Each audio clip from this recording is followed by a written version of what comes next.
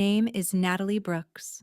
I am 29, and the night my mom went on X to congratulate me for finally moving out, I was sitting on the floor of my new studio apartment, eating cold takeout straight from the box.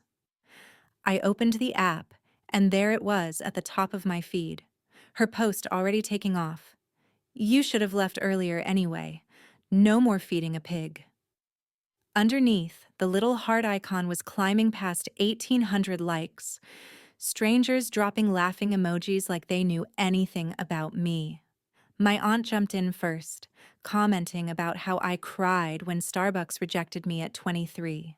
Like that one job interview defined my entire life. My dad added before and after photos.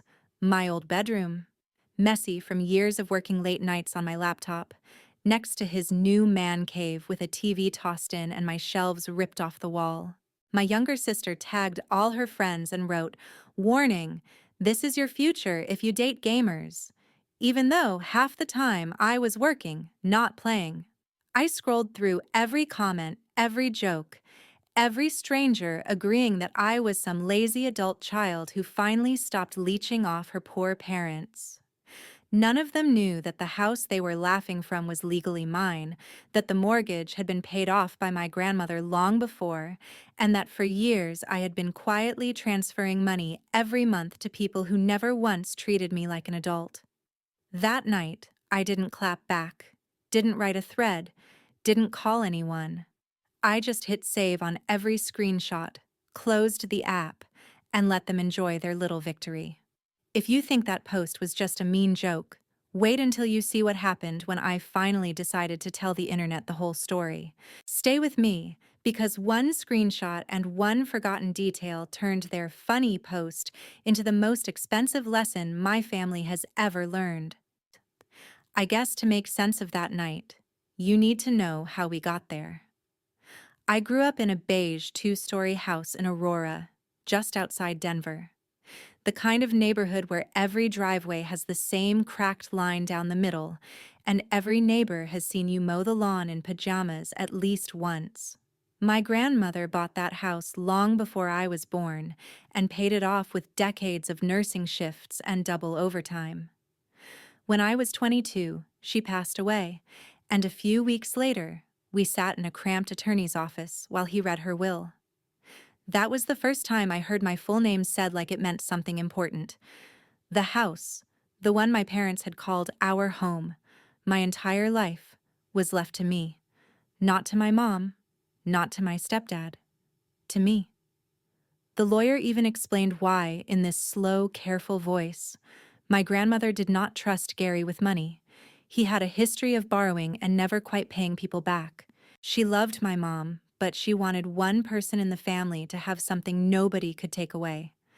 I remember my mom, Sandra, going pale for a second and then smoothing her face over, like she had decided right there to pretend this was no big deal. Gary laughed it off and said it was all in the family anyway, like paperwork was just decoration. I was 22, grieving the only person who ever told me I was brilliant without adding a but. So I did not argue when my mom suggested that nothing really had to change. They would keep handling the bills. I could stay as long as I needed, while I figured out my life, and we would just go on. Then, a few months later, she slid an envelope across the kitchen table and called it a grown-up move. She told me I should start contributing $400 a month toward the house, to help with utilities and groceries and teach me responsibility. On paper, it sounded fair, and I was working part-time as a barista while trying to land a real job, so I agreed. The part nobody said out loud was that I was now paying rent for a house that was legally mine, while the adults who always complained about money lived there for free. Around 23, I had my big failure moment that my Aunt Denise loved to bring up online. I had applied to Starbucks corporate for a junior design-related role, not just a store job, and I made it to the last round. I cared way too much. Stayed up all night redesigning mock-ups, and when the rejection email came, I cried in my car for 15 minutes before my shift. Denise heard the story secondhand and turned it into a running joke. Every Thanksgiving, every birthday, it was, "Remember when Nat cried over Starbucks like they were Harvard?" From then on, anything I tried became a punchline before it had a chance to become real. While the family was laughing, I was teaching myself UX design and social media strategy online. I picked up tiny freelance gigs, building basic websites for local shops, running Instagram pages for people who barely knew how to post. I would sit at my desk in my messy room until 2 in the morning, tweaking wireframes and scheduling campaigns while everyone thought I was gaming. When I mentioned a client call, my mom would say, "So, another pretend job?" Gary would ask if I had applied at the warehouse yet, so I could get a real paycheck. My sister Lily would roll her eyes and tell her friends, right in front of me, that I just stays in her room playing with Canva. Every month, I sent that $400 transfer labeled contribution, while also buying most of my own food, my own clothes, my own equipment. If I ever tried to explain that, legally, I owned the place, Gary would shut it down with, "You live under my roof, you follow my rules." Like the will was some imaginary story I made up to feel special. The longer it went on, the less I talked.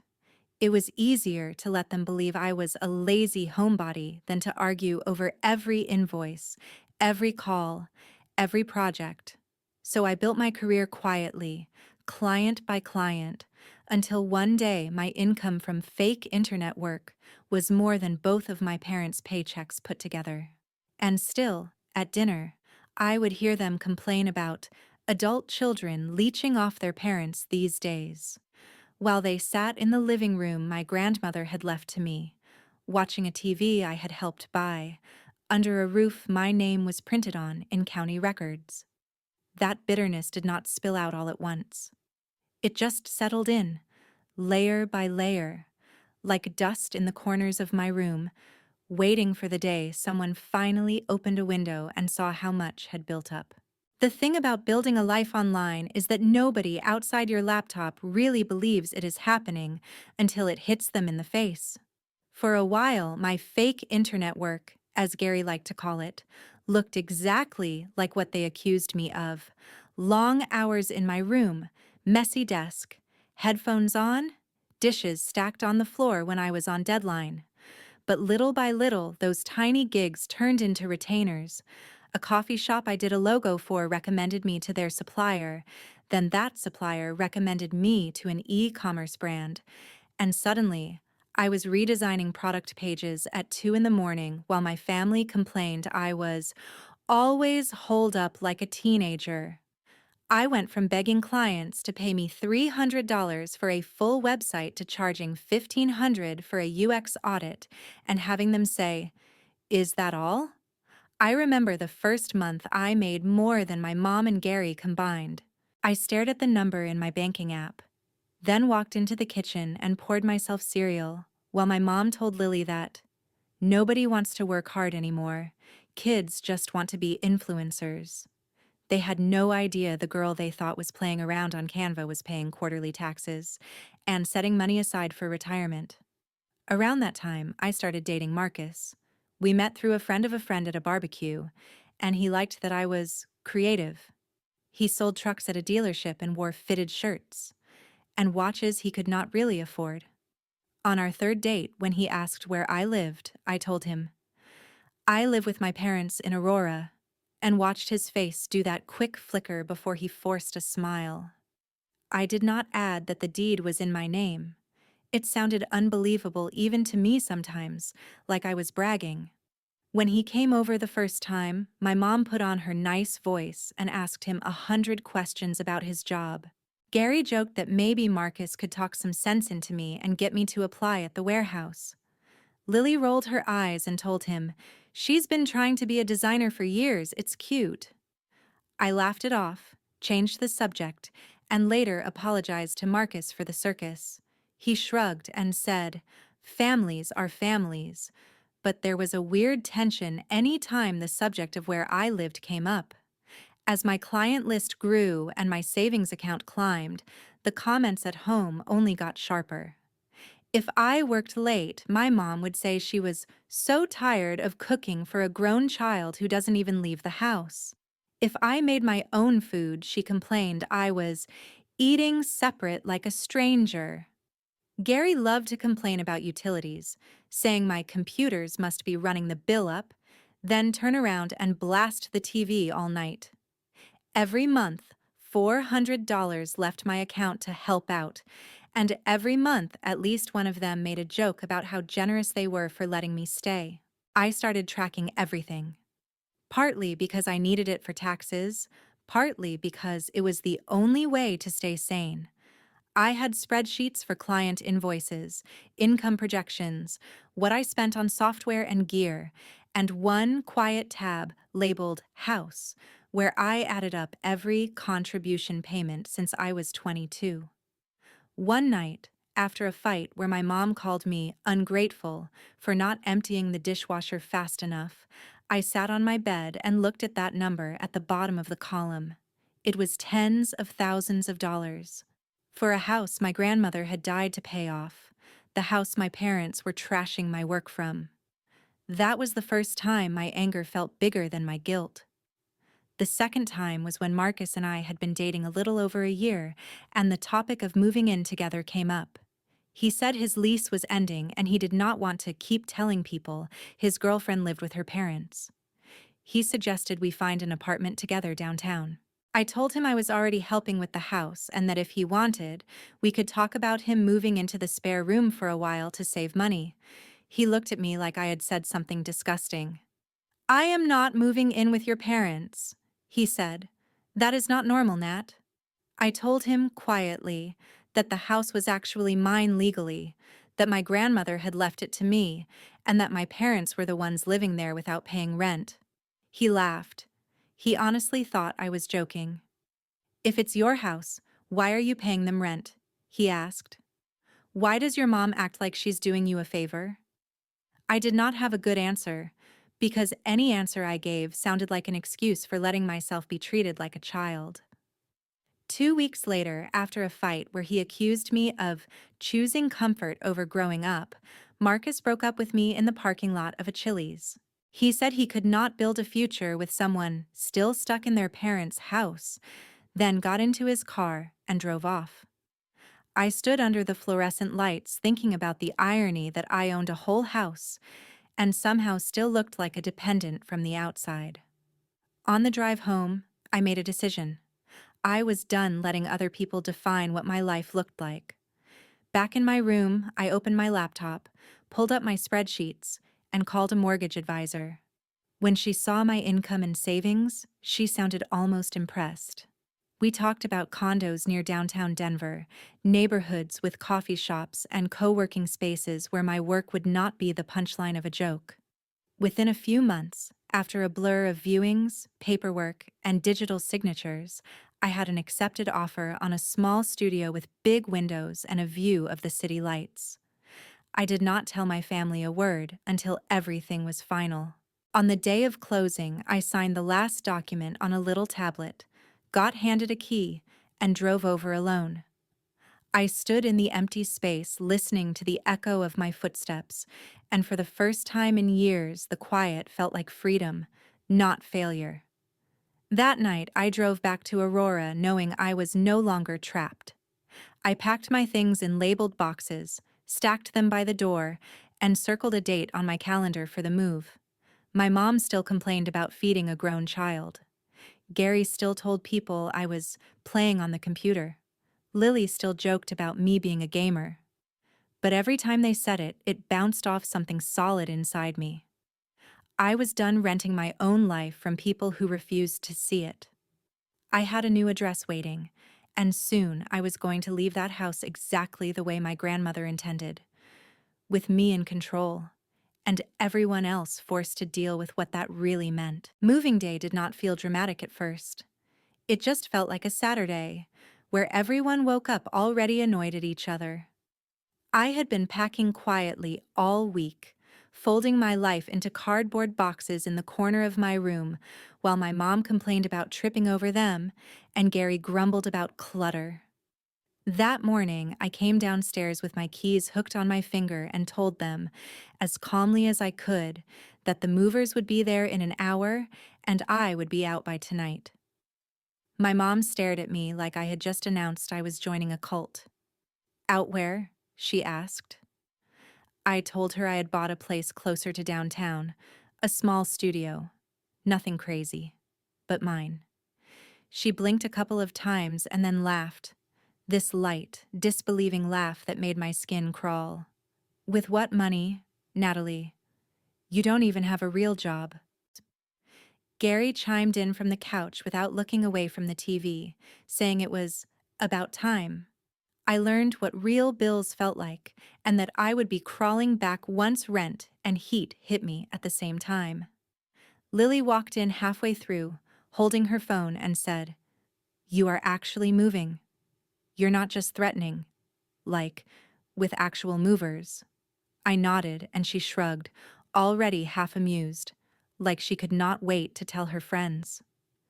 When the moving truck pulled up, there was this weird shuffle of bodies at the door, everyone pretending they didn't want to watch but unable to look away. The movers carried out box after box, my monitors, my chair, the little things I had bought with money they pretended did not exist. My mom kept making comments under her breath about how I better remember who fed me all these years. Gary joked loudly about turning my room into something useful for once, maybe a home gym or a game room for himself. Nobody said they would miss me. Nobody asked for my new address. I did one last walk through my room, fingers brushing the wall where my grandmother used to lean when she came in to say goodnight, and then I walked out with my backpack and a laundry bag slung over my shoulder. No big speech, no dramatic exit. Just a tired goodbye to a house that never really felt like mine, even though my name was on the deed. The drive to my new place took 25 minutes, but it felt like crossing a border. The studio was still mostly empty when I got there, just my mattress on the floor, a couple of boxes, my laptop, and the city outside the window. I set my phone on the counter, ordered cheap Chinese food, and spent an hour putting together a wobbly Target table while some streaming show played in the background. For the first time in years, the silence around me did not feel like judgment. It felt like a reset. It was only after I had eaten half my lo mein straight from the carton that I picked up my phone again. It had a little red dot that would not go away. At the top of my feed was my mom's post, a picture of an empty plate and a wine glass with the caption, "Cheers to finally not feeding a grown child anymore. You should have left earlier, haha. No more feeding a pig." Underneath were hundreds of likes piling up by the minute, people I did not know replying with laughing emojis and mood and same. A few swipes down, my Aunt Denise had replied, "Remember when she cried at 23 because Starbucks rejected her still unemployed in her late 20s? Some people never learn." Gary had tweeted it with a side-by-side collage he'd made. My old room the week before, boxes and clothes everywhere because I was packing and working at the same time, versus the same room now with my desk ripped out, a cheap recliner in the corner, and a big flat screen on the wall. He captioned it, "From disaster zone to man cave in one day. Guess we finally got our house back." Lily had tagged half her contact list and written, "Warning, this is your future if you date gamers," like my entire career could be reduced to a joke about video games. I recognized the names of neighbors, old classmates, and even a couple of moms from my high school PTA liking and laughing along. One notification caught my eye more than the others. Marcus had liked my mom's post. No comment, no message to me, just a quiet little heart, as if to say he agreed that I was the problem and leaving was the punchline. For a second, my chest went hot and my throat tight, like I had been caught naked in front of the entire town. Then something sharper cut through it. All these people were laughing about how I had finally moved out, acting like my parents were doing me some favor by letting me go, and not one of them knew that for years I had been paying $400 a month to live in my own house while they lived there for free. None of them knew that my grandmother had signed that place over to me specifically, so Gary could not borrow against it or lose it. None of them knew I was sitting in a condo I had bought on my own income, from the same fake internet work they thought made me a joke. I scrolled back to the top of the thread, took a slow breath, and started saving. Screenshot of the original post. Screenshot of Denise's Starbucks joke. Screenshot of Gary's man cave collage. Screenshot of Lily's future if you date gamers warning. I captured the likes, the usernames, the timestamps, every small detail. Then I closed X and opened my banking app, flipping through years of $400 transfers labeled house money and my scanned copy of my grandmother's will sitting in my cloud storage. I had receipts stacked on receipts. I could have replied right then, dropped everything in a quote tweet, and watched their little party burn down in real time. My fingers even hovered over the reply box for a moment. But anger is one thing, strategy is another. Instead of typing, I set a reminder on my phone for 12 days from that night. Then I put my phone face down on the floor next to my mattress, lay back, and stared at the ceiling. Let them enjoy their joke, I thought. Let them think they finally got rid of the pig. When I answered, it was not going to be in a comment thread. It was going to be in a way they could not laugh off or pretend they never said. 12 days sounds random, but it was just long enough for the noise around my mom's post to settle into something uglier. At first, people were just laughing along, throwing in their little same comments and pig emojis. By day 12, it had become one of those local in-jokes. People in town I barely remembered from high school were quoting it when they complained about their own kids. My mom had even pinned the post to her profile. That morning, my reminder went off on my phone while I was making coffee in my tiny kitchen. I stared at the notification for a second, then opened X. Her post was still there, still pinned, still full of strangers who thought they knew my entire life from a caption about feeding a pig. I scrolled through it one more time, not to hurt myself, but to make sure I had every angle covered. Then I opened my laptop and started building my own thread. I did not start with a rant. I started with facts. The first image was a clean cropped screenshot of my mom's post. Same caption, same likes, same pile of laughing faces. Under it, I wrote in plain text that this was my mother celebrating that her 29-year-old daughter had finally moved out after years of freeloading. The next image was a scan of my grandmother's will, with all the sensitive information blacked out except for one line. The one where my full name was written next to the words, sole beneficiary of the property located at, followed by the Aurora address. I highlighted it in yellow before exporting the file. Under that, I wrote that my grandmother had paid off that house with decades of nursing shifts, and that she had left it to me on purpose, because she did not trust my stepdad with money. Then I added a screenshot from my banking app, carefully edited to hide account numbers, showing 8 years of monthly transfers labeled house money. $400 every month, adding up to tens of thousands of dollars I had contributed while living in the home I legally owned. After that came a screenshot of my client dashboard, with names blurred but numbers visible, showing my yearly income as a freelance UX designer and social media strategist. It wasn't bragging, it was proof that I was not, and had never been, the unemployed leech my family had painted me as. I wrote a caption that tied it all together. Nothing fancy, just the truth arranged in a way people could not ignore. I explained that the pig in my mother's joke had bought her own condo in Denver with money she earned from the same fake internet job they mocked. I explained that the room my dad turned into a man cave overnight was in a house he had never paid a mortgage on. I ended with a simple line. If you are going to drag your own kid on the internet for clout, at least make sure they are not the one who owns the roof over your head. Before I hit post, I sat there for a minute with my finger hovering above the trackpad. I knew once it was out, there was no taking it back. I thought about my grandmother, about how angry she would be if she saw the way they talked about me using the house she worked herself sick to leave. I thought about every time my mom had rolled her eyes at my work, every time Gary had thrown my house, my rules in my face, every time Lily had laughed about me to her friends like I wasn't standing right there. Then I thought about all the people who felt trapped in similar situations, dismissed because their work did not look traditional enough for their parents to respect. I hit post. For a while, nothing happened.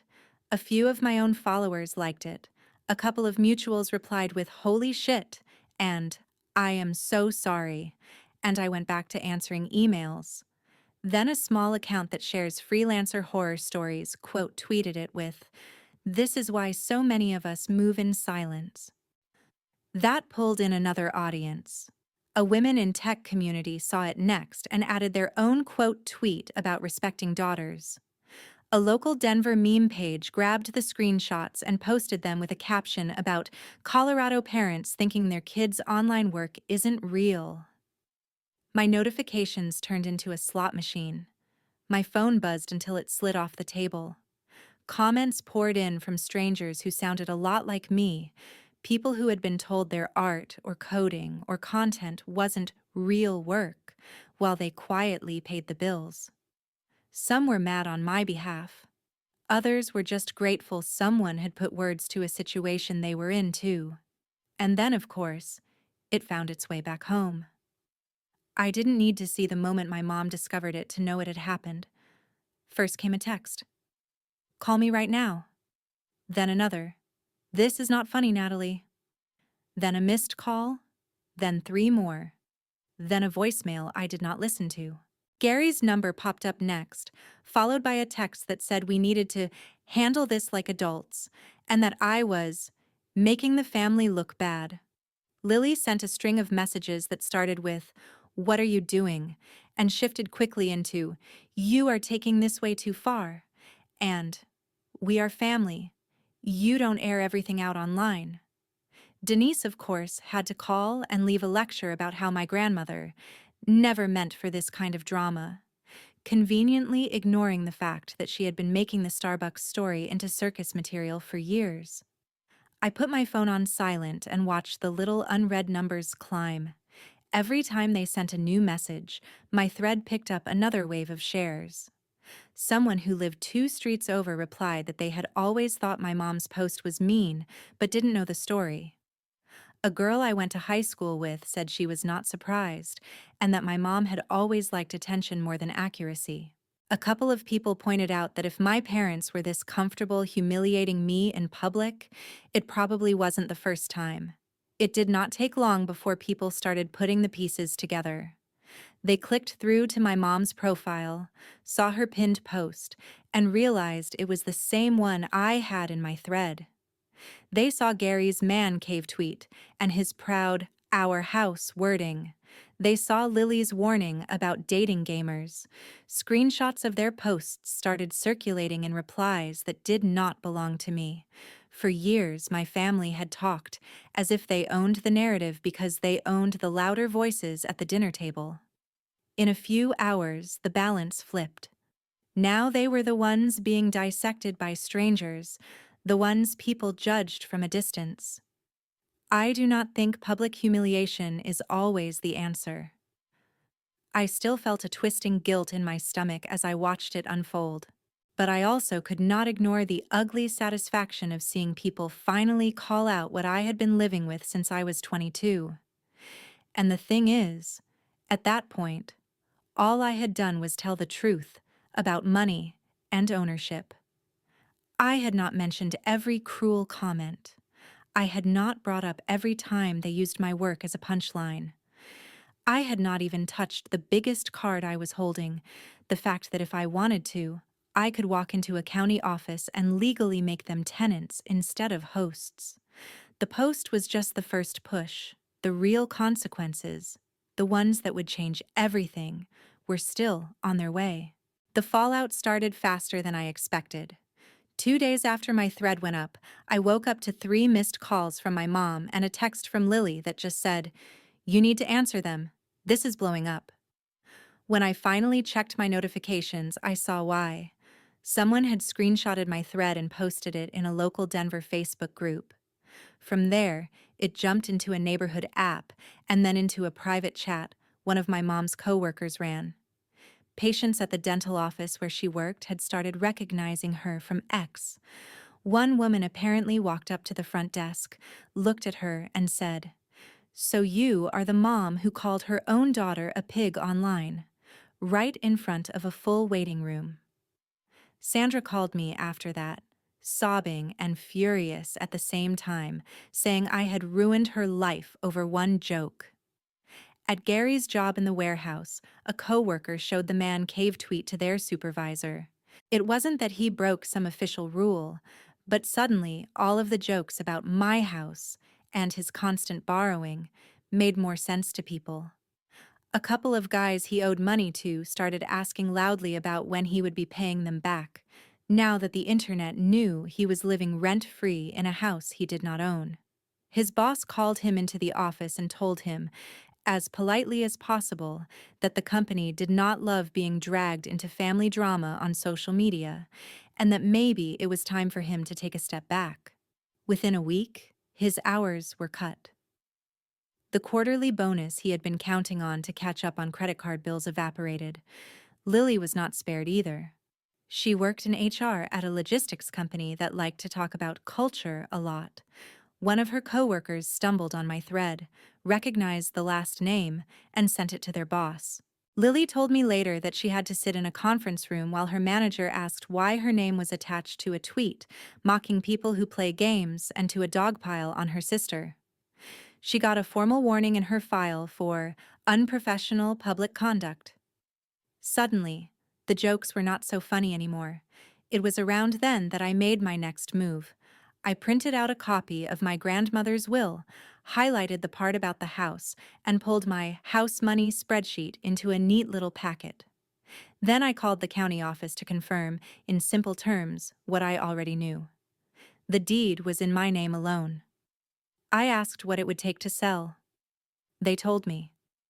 It was less complicated than I had built it up to be in my head. After that, I scheduled a meeting with a real estate agent for evaluation. I did not tell my family any of this yet. Instead, I sent them an email. It was short and dry, the kind of thing you would expect from a landlord, not a daughter. I explained that as the legal owner of the Aurora property, I had two options going forward. One, we could formalize a rental agreement. That would mean Gary and my mom paying market rent, signing an actual lease, and taking over all utilities and responsibilities for the home. Two, I could put the house on the market and they would need to vacate by a certain date. I gave them 30 days to respond, and I copied the attachment showing the deed with my name. Within an hour, my phone started buzzing. My mom called first, angry and hurt, asking how I could do this to them after everything they did for me. Gary sent a message saying that if I thought I could just evict them like strangers, I was out of my mind. Lily, interestingly, texted something different. "Can we please talk in person where they cannot perform?" I agreed to one meeting. We ended up at a bland chain restaurant off the highway, the kind with sticky menus and fluorescent lights. They were already seated when I walked in, my mother's eyes red, Gary's jaw set, Lily staring down at her water glass. For a minute, nobody spoke.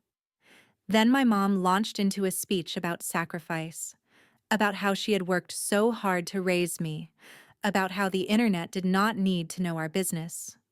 Every few sentences, she circled back to that post, insisting it was just a joke, that she had been venting and never meant for it to get so big.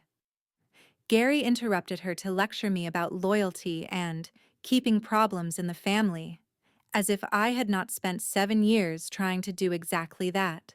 When they finally ran out of steam long enough for me to speak, I didn't yell. I laid my folder on the table, opened it to the highlighted line in the will, and slid it toward them. I reminded them, calmly, that this house had been left to me by a woman who did trust me to be responsible with it. I pointed out that for 8 years I had paid $400 every month to live there, on top of my own expenses, while they lived rent-free. I told them that if we were going to talk about doing things to family, maybe we should start there. Lily spoke up then, her voice quieter than I had ever heard it. She admitted she had known about the will but never really thought about what it meant, that she had joined in on the jokes because it was easier than being the only one defending me. She said she had deleted her comments and locked her profile after my thread blew up. For the first time, she said, "I am sorry," in a way that did not sound defensive. My mom sniffed and said that did not erase the humiliation she felt at work. Gary muttered that men at the warehouse would never let him live this down. I shrugged and told them the truth. The humiliation they were feeling now was just a tiny fraction of what it felt like to be painted as a lazy freeloader in front of hundreds of people when I had been carrying more weight than they ever admitted. I reminded them that I had not revealed anything they had not proudly posted themselves. Then I brought it back to the practical. I told them my decision was made.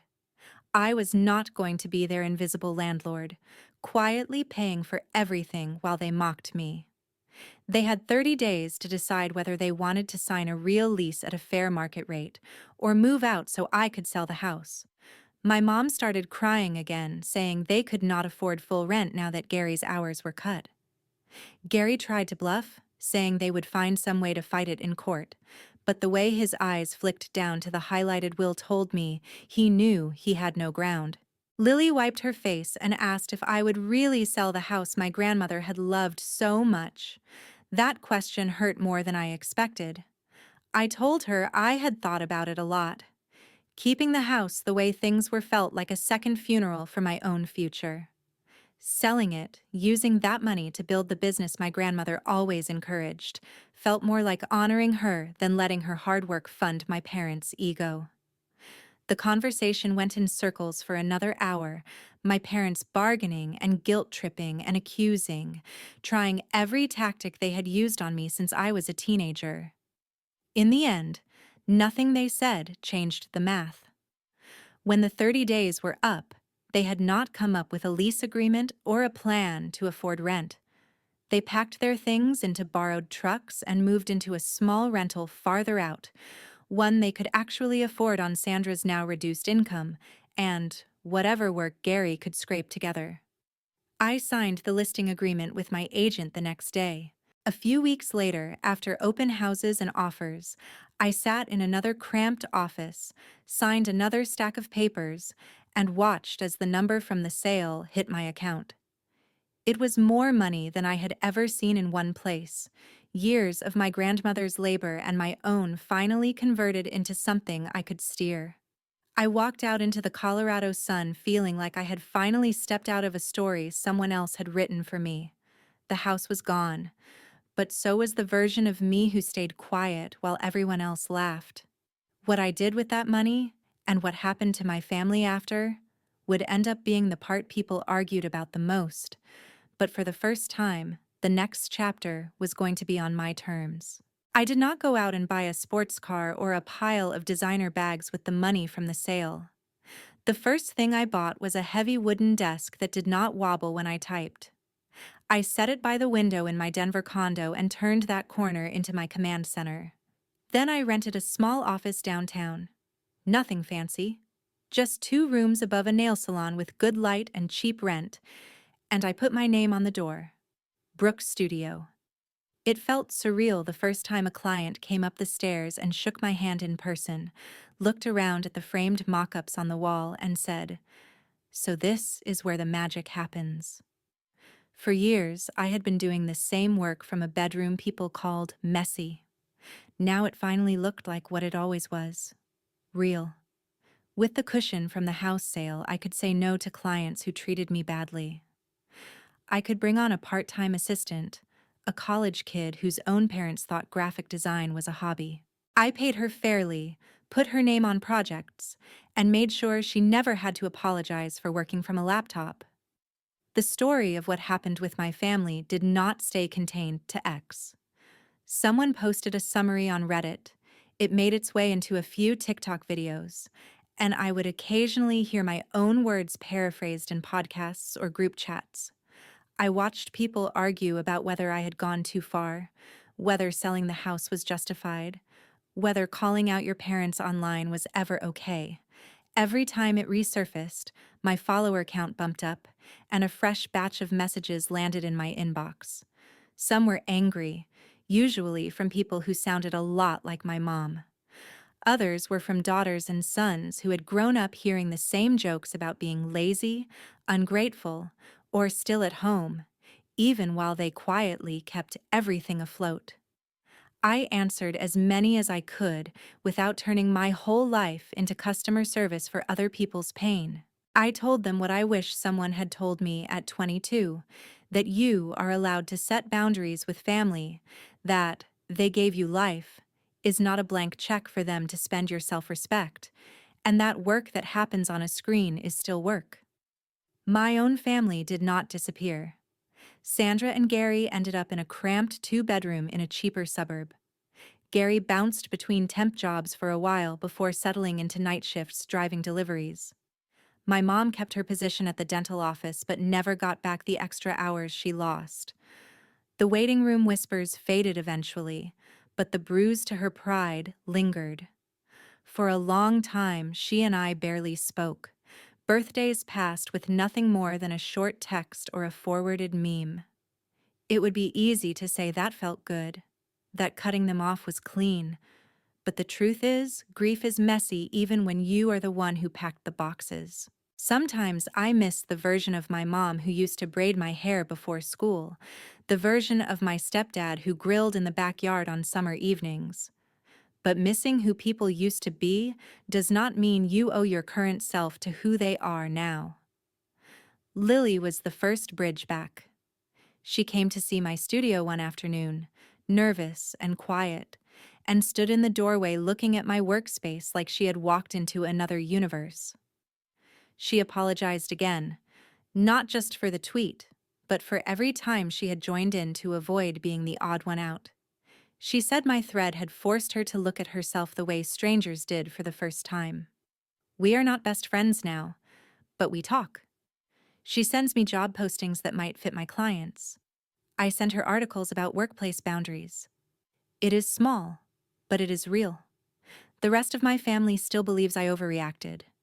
Maybe they always will. I have stopped trying to convince them otherwise. I did not tell this story so the internet would cheer when my parents struggle to pay rent.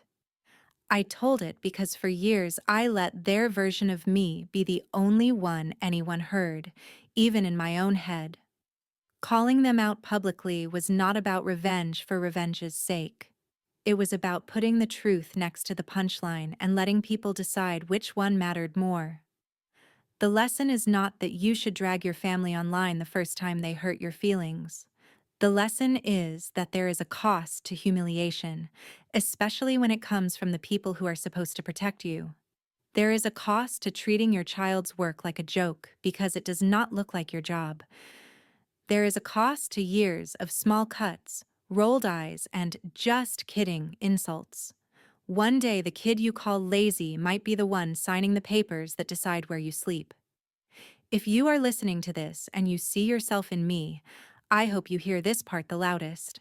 You are not wrong for wanting respect in your own home.